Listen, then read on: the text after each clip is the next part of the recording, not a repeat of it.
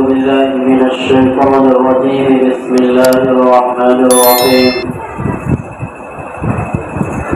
قل هل يستوي الذين يعلمون والذين لا يعلمون إنما يتذكر أولو الألباب.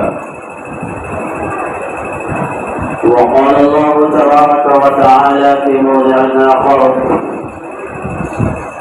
اقرأ باسم ربك الذي خلق الإنسان من علق اقرأ وربك الأكرم الذي علم بالقلم علم الإنسان ما لم يعلم. وقال النبي صلى الله عليه وسلم: ألا كلكم راع وكلكم مسؤول عن رعيته، أو كما قال عليه الصلاة والسلام. معزز حاضرین جمعہ، بزرگوں اور دوستوں،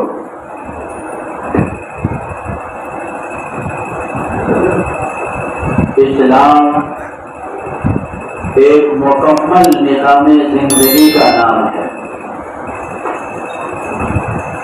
اور اسلام جس مذہب یا جس دین کا نام ہے اس میں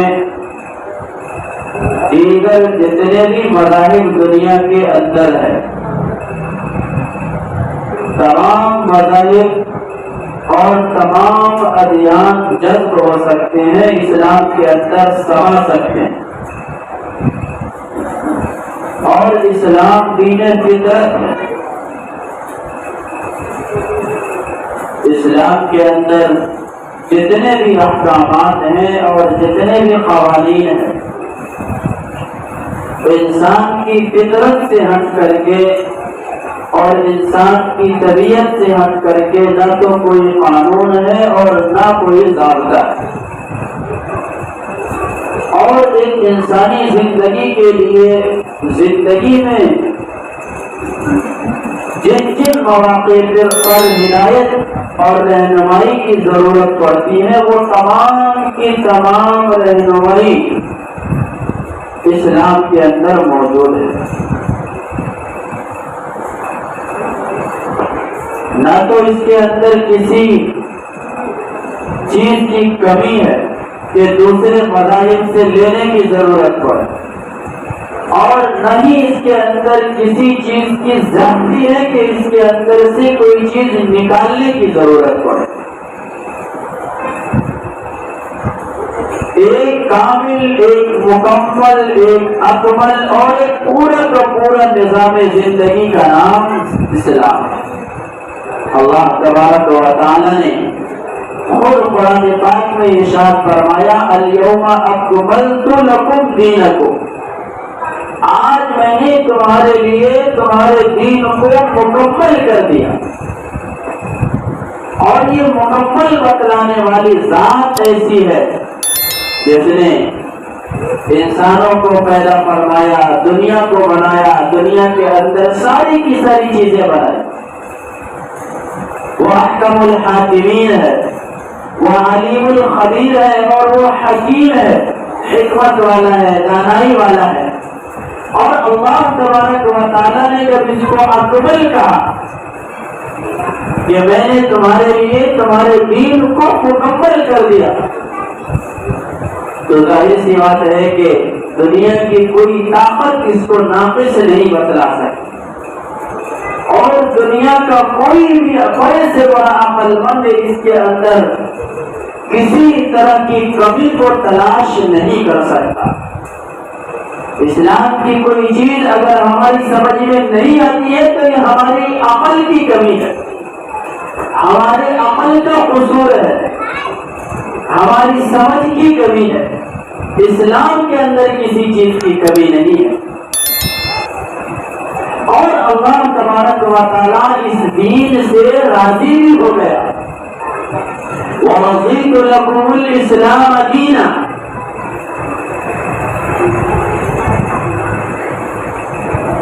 تو جب اسلام ایک مکمل ضابطۂ حیات کا نام ہے تو ظاہر سی بات ہے کہ کسی دوسرے کلچر، کسی دوسرے نظام تعلیم اور کسی دوسری تہذیب کی طرف جھانکنا تو درکنار آنکھ کی اٹھا کر کے دیکھنے کی بھی ضرورت نہیں۔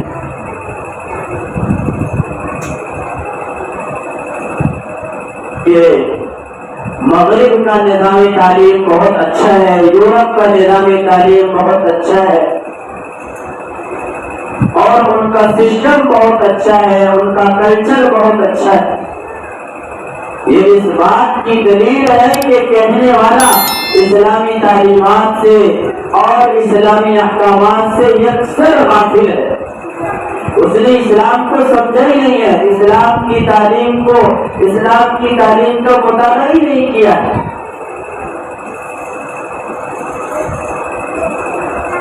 انہی میں سے ایک شعبہ، اسلامی زندگی کا ایک شعبہ تعلیم و تعلم ہے۔ اللہ کے نبی صلی اللہ علیہ وسلم نے ارشاد فرمایا کہ جب بچہ پیدا ہو تو ماں باپ کی طرف سے سب سے بہترین تحفہ یہ ہے کہ اس کا اچھے سے اچھا نام رکھا جائے۔ یہ ماں باپ کی طرف سے اولاد کے لیے بہترین گفٹ ہے، بہترین ہدیہ ہے، بہترین تحفہ کہ نام کا انتخاب اچھے سے اچھا کرنا چاہیے، کیونکہ نام کے اثرات زندگی کے اوپر مرتب ہوتے ہیں۔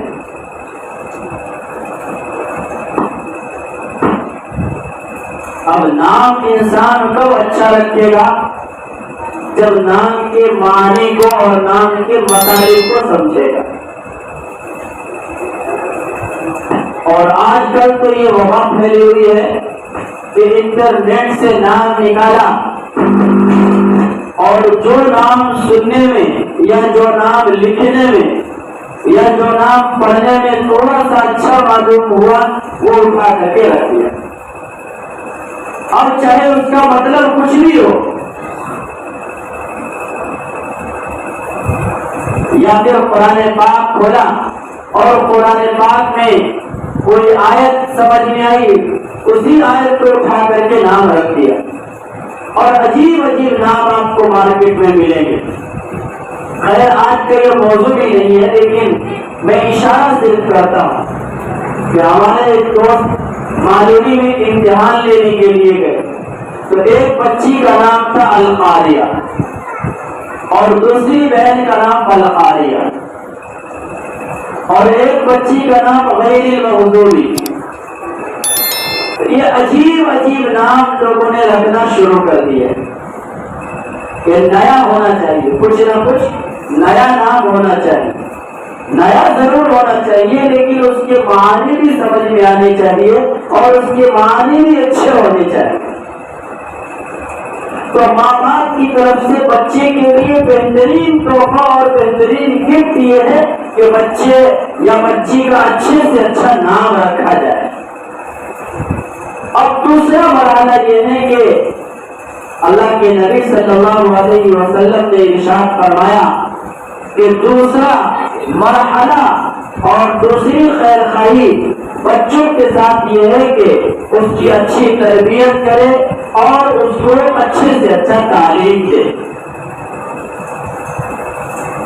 یہ بہت اہم مرحلہ ہے تعلیم کا اور تربیت کا، اور چونکہ یہاں بچہ ابھی کچے ذہن کا ہے، اس کے دل کے اوپر کوئی چیز نقش نہیں ہے، اور بچہ جو ہوتا ہے بچپن میں یہ نقل کرنے والا ہوتا ہے، کاپی کرنے والا ہوتا ہے۔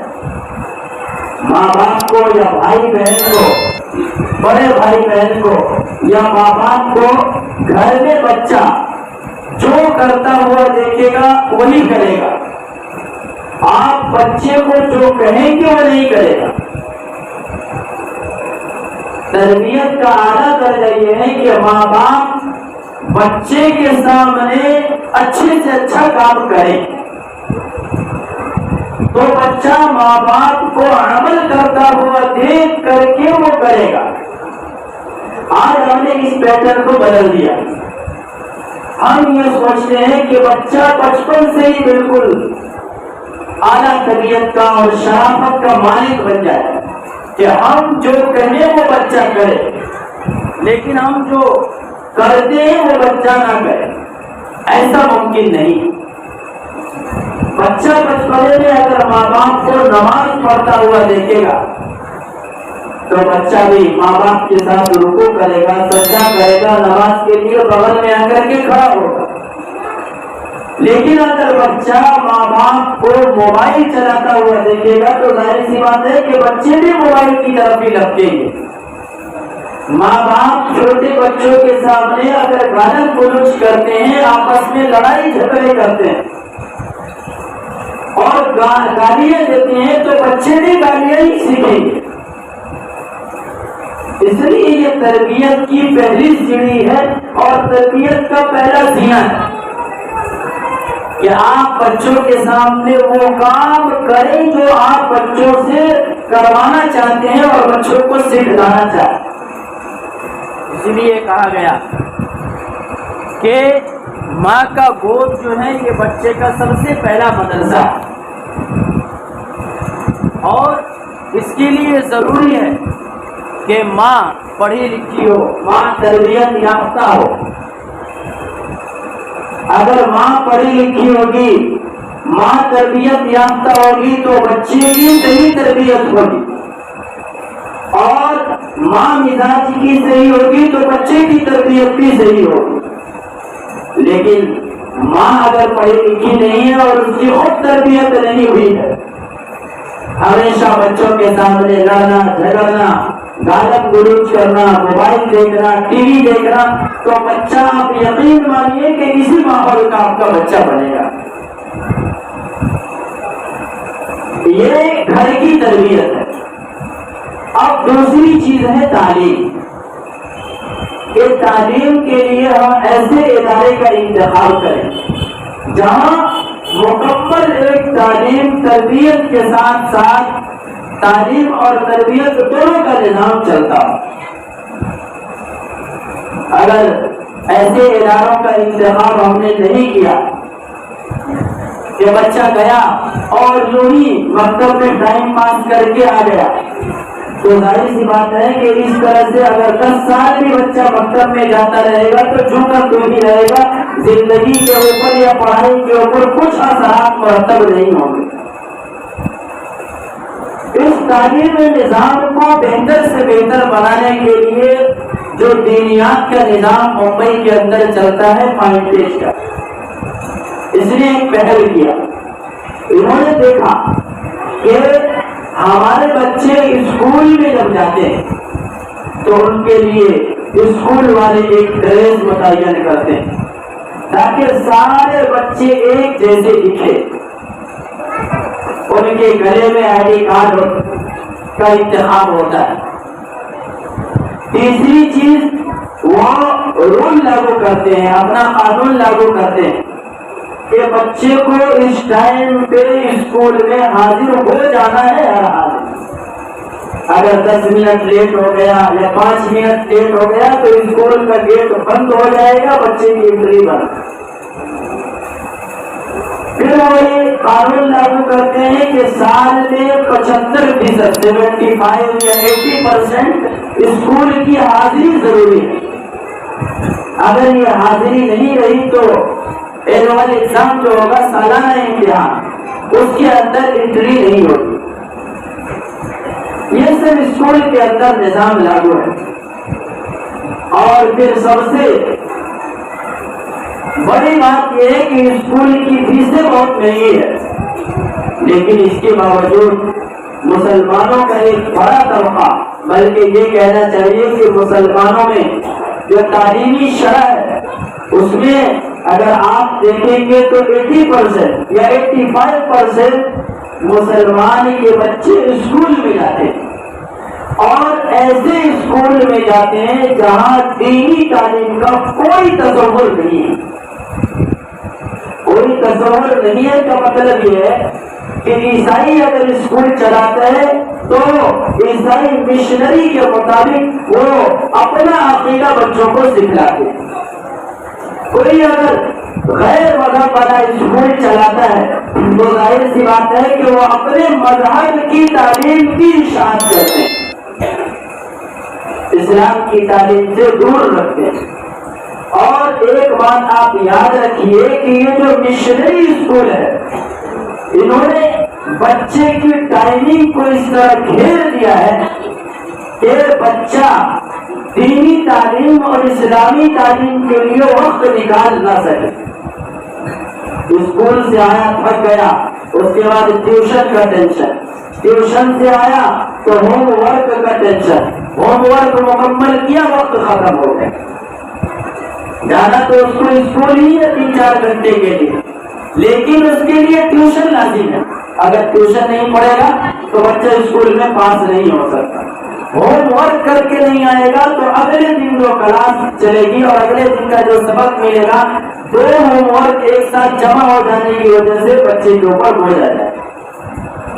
اس طریقے سے انہوں نے بچوں کے تمام اوقات کو گھیر دیا۔ تو دینیات نے یہ نظام لاگو کیا کہ بچے کا 24 گھنٹے کا جو وقت ہے، ان میں سے ہم 1 گھنٹہ لیں گے۔ اور 1 گھنٹہ کیوں لیں گے؟ کہ ہمارے بچے اس 1 گھنٹے میں آ کر کے اسلامی عقائد کو سیکھے، اللہ کو پہچاننے کی تعلیم کو سیکھے۔ ہم مسلمان ہیں تو مسلمان ہونے کا مطلب کیا ہے اس کو بچہ سمجھے۔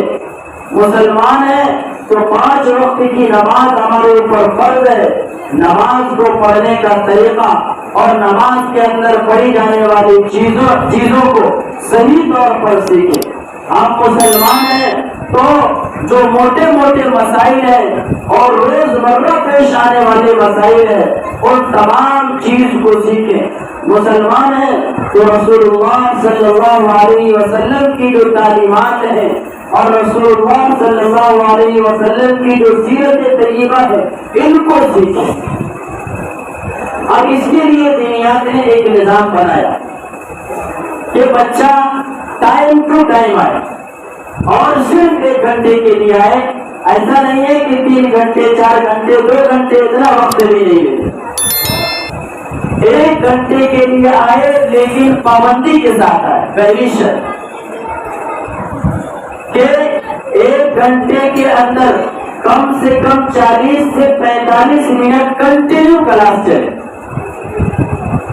اور بچے کو چھوڑنے کے لیے جس اہمیت کے ساتھ اور جس صفائی کے ساتھ اور جس صاف ستھرے لباس کے ساتھ پیرنٹس اسکول جاتے ہیں اسی طریقے سے مکتب میں چھوڑنے کے لیے آتے۔ پھر دینیات نے دوسرا نظام یہ لاگو کیا کہ بچے کا ایک ڈریس ہونا چاہیے اور اسی ڈریس سے مکتب میں آنا لازم ہے۔ اگر کوئی دوسرا ڈریس پہن کر کے کوئی دوسرا کپڑا پہن کر کے آ گیا تو بچے کی مکتب میں انٹری نہیں ہوگی، داخلہ نہیں ہوگا، تاکہ ماں باپ دینی تعلیم کی اہمیت کو سمجھے۔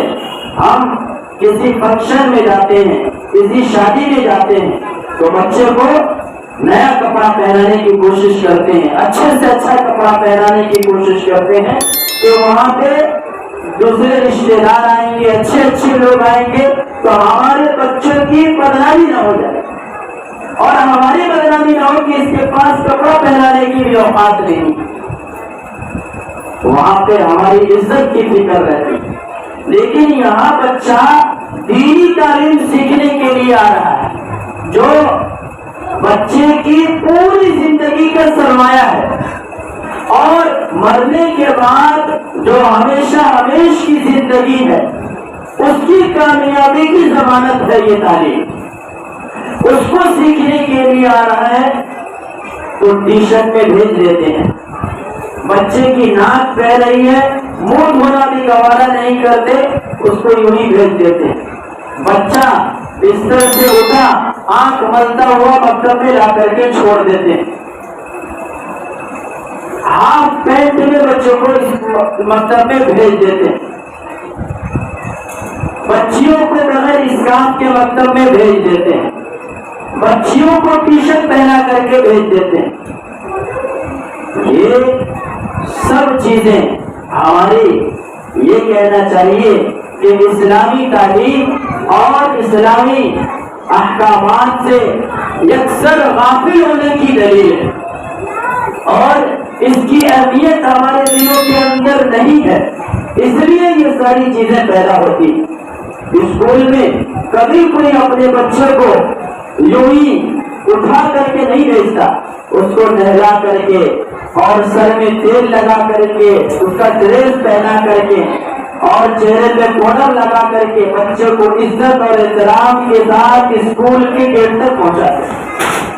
और ये इसलिए पहुंचाते हैं कि वहाँ फ्यूचर नजर आता है कि हमारा बच्चा डॉक्टर बन करके हमें कमा करके खिलाएगा, हमारा बच्चा इंजीनियर बन करके और अच्छी नौकरी हासिल करके हमें कमा करके खिलाएगा।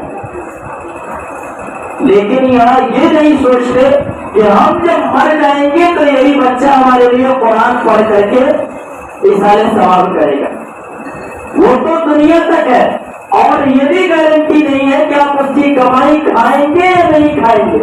ये भी गारंटी नहीं है कि बच्चा अगर किसी बड़े ओहदे पे पहुंच गया तो माँ बाप जब बूढ़े हो जाएंगे तो वो बच्चा अपने घर के अंदर बुढ़े बुढ़े को रखेगा या नहीं रखेगा, इसकी भी कोई गारंटी नहीं।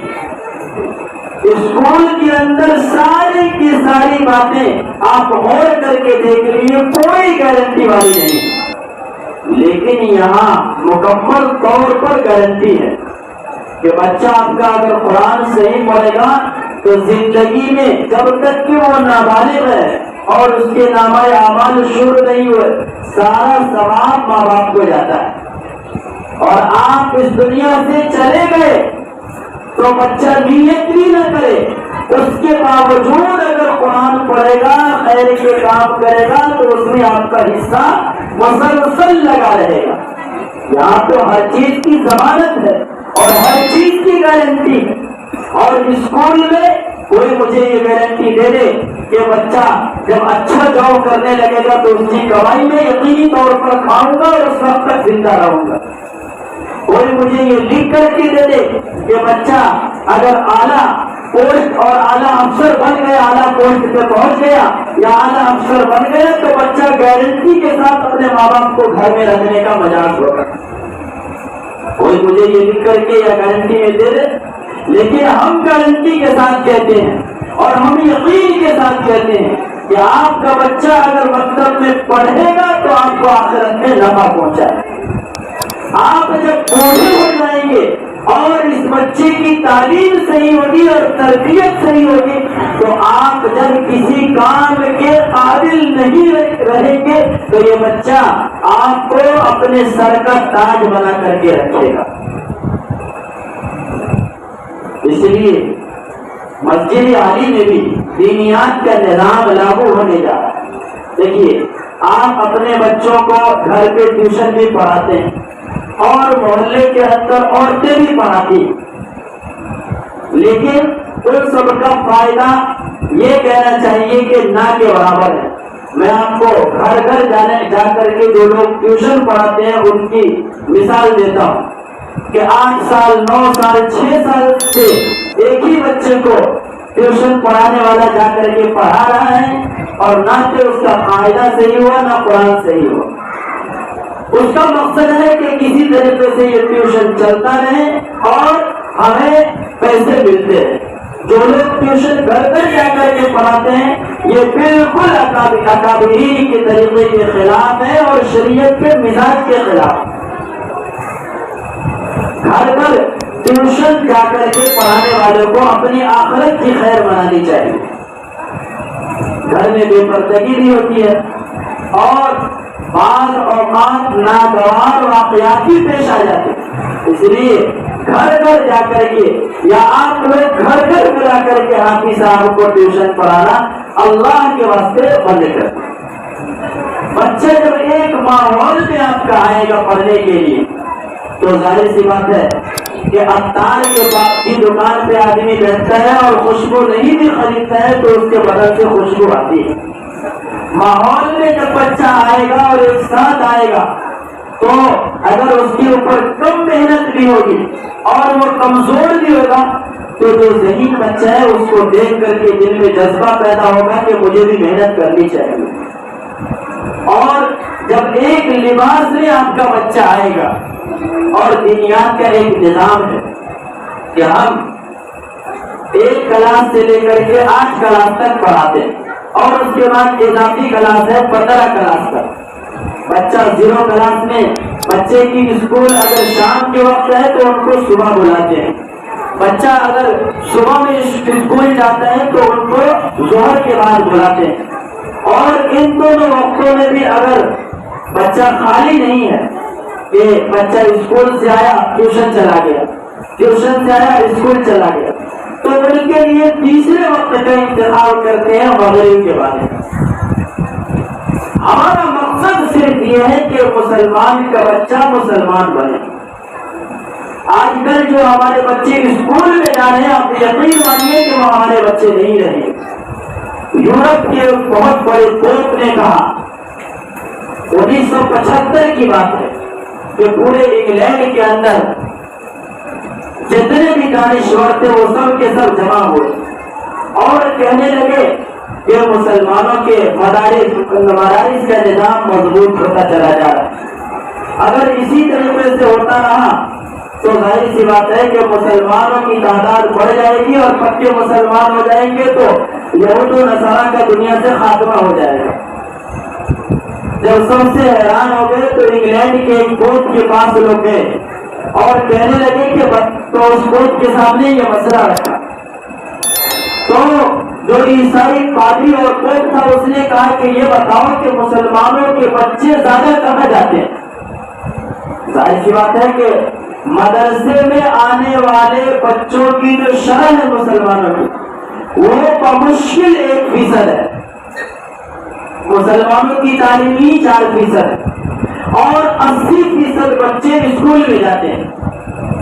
تو پوپ نے کہا کہ جاؤ چادر اوڑھ کر کے آرام سے سو جاؤ. یہ جو 80% بچے اسکول میں آتے ہیں یہ مسلمانوں کے نہیں ہے ہمارے.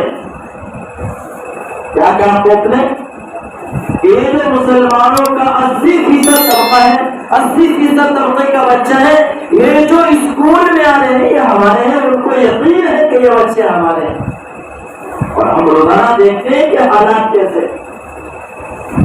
تو اس لیے آپ حضرات سے بطور خاص آخر میں گزارش ہے کہ یہ جو دینیات کا نظام ہے آپ جہاں اسکول میں 1000 فیس بھرتے ہیں 1200 فیس بھرتے ہیں 700 فیس مہینے کا بھرتے ہیں تو ظاہر سی بات ہے کہ دینیات کا جب نظام چلے گا تو اس کے لیے ٹرین اساتذہ کو بھی لانا پڑے گا. ٹرین اساتذہ کرام کو یہاں لانا پڑے گا جب بچے بڑھیں گے. اور دینیات کا ایک نظام اور ہے کہ بغیر فیس کے اب نہیں پڑھائیں گے اور جو لوگ واقعی فیس ادا کرنے کی سطح سے نیچے ہیں ان کے لیے بھی الگ نظام قائم کریں گے لیکن بغیر فیس کے ان کے بچوں کو بھی نہیں پڑھائیں گے. کیونکہ بغیر فیس کے پڑھانے کا حال یہ ہے کہ آپ جو استاد پڑھانے والا ہے ان کے اوپر بھی چڑھ بیٹھتے اور کہتے ہیں کہ ہمارا بچہ اسی حال میں آئے گا اور اسی طریقے سے پڑھے گا. پھر استاد نے اگر کسی بچے کو ایک چھڑی مار دی تو استاد کو ہی یا امام کو ہی نکالنے کے در پہ آپ ہو جاتے ہیں. تو یہ سارا نظام یکسر ختم ہوگا اور اب آپ اپنے بچوں کے لیے ذرا سی قربانی دیجیے. تھوڑی سی قربانی یہ ہے کہ ان کے لیے ڈریس کا انتخاب ہوگا. لازماً اس ڈریس میں آپ کا بچہ آئے گا. اگر اس ڈریس میں نہیں آیا تو مسجد کے گیٹ سے واپس کر دیا جائے. دوسری شرط یہ ہوگی کہ آپ کا بچہ ہر حال میں وقت پہ آئے گا. 8 بجے اگر گھنٹہ شروع ہوتا ہے تو بہت زیادہ 5 منٹ تاخیر برداشت کریں. 8:06 پر بھی اگر آیا تو بچہ آپ کا واپس ہو جائے اور اس کے ذمہ دار آپ خود ہوں گے. تیسری شرط یہ ہوگی کہ فیس جو اس کی متعین کی جائے گی اس فیس کے اندر کسی طرح کی کوئی رعایت نہیں ہوگی. اور چوتھی شرط یہ ہوگی کہ آپ کا بچہ سال بھر پابندی کے ساتھ آئے. اگر ایک دن بھی آپ کا بچہ نہیں آتا ہے تو اس سے پہلے مدرسے کو اطلاع دینا ضروری ہے کہ کل ہم لوگ فلاں جگہ پہ جا رہے ہیں، اس لیے ہمارا بچہ کل نہیں آئے. اور اگر بنا کسی اطلاع کے آپ کا بچہ نہیں آتا ہے تو پھر مکتب میں اس کو نہیں لیا جائے گا. پھر آپ ذمہ داروں سے سمجھیں. اس میں بھلے سے ہمارے بچے کم ہوں گے، آپ کو لگے گا کہ یہ بہت بھاری نظام ہے، لیکن یہ کوئی بھاری نظام نہیں. وقت کی پابندی ہوگی اور جب تربیت ہوگی تو اس کا رزلٹ آپ کو سامنے نظر آئے گا. رزلٹ ابھی نہیں آئے گا، 6 مہینے کے بعد، سال بھر کے بعد، جب آپ کا بچہ گھر جا کر کے آپ کو سلام کرے گا کہ ابا آپ کیسے ہیں، آپ کا پاؤں دبائے گا، آپ کا سر دبائے گا، والدہ کی خدمت کرے گا اور بڑے بھائی کا اکرام کرے گا. والدہ کی خدمت کر کے اس کو سائن لے کر کے آنا پڑے گا گھر سے کہ گھر میں اس نے والدہ کی خدمت کی ہے. باپ کا سائن لے کر کے آنا پڑے گا کہ باپ اس کی خدمت کی ہے. جب 6 مہینہ سال بھر اس طرح سے گزرے گا اور آپ کو نتیجہ اور رزلٹ سامنے آئے گا، تب آپ کہیں گے کہ اس مکتب سے کچھ حاصل ہو رہا. ابھی ہمارے پاس 60 بچے ہیں. اگر ہم یہ نظام لاگو کریں گے تو ظاہر سی بات ہے کہ اس میں ہمارا یہ تجربہ ہے کہ آدھے کم ہو جائے. اور کچھ دیر کے لیے آپ کو یہ بات بری بھی لگے گی کہ ہم اپنے بچوں کو مدرسے میں بھی ڈریس کے ساتھ بھیجیں. نہیں میرے محترم، آپ اس کی اہمیت کو سمجھیے. دینی آپ کا بچہ قرآن پڑھنے کے لیے آ رہا ہے. آپ کا بچہ قرآن سیکھنے کے لیے جو نورانی قاعدہ ہے اس کو سیکھنے کے لیے آ رہا ہے. یہ اس کی عظمت اسکول میں پڑھنے والے لٹریچر اور اسکول میں سیکھنے والے ABCD سے کہیں زیادہ ہمارے دلوں کے اندر ہونی چاہیے. اس کی عظمت کو اپنے دلوں کے اندر بٹھائیے اور یہ کوشش کیجیے کہ ہمارا بچہ انشاءاللہ جو بھی مدرسے کے شرائط ہے اور مکتب کے شرائط ہے، جملہ شرائط کی پابندی کے ساتھ آئے گا نہیں، بلکہ ہم خود وقت پر چھوڑیں گے اور وقت پر لائیں گے انشاءاللہ. تب انشاءاللہ جا کر کے آپ کو آپ کے بچے کی زندگی کے اندر تبدیلی نمایاں طور پر نظر آئے گی. اللہ ہمیں عمل کرنے کی توفیق نصیب فرمائے. وآخر دعوانا الحمدللہ رب العالمین.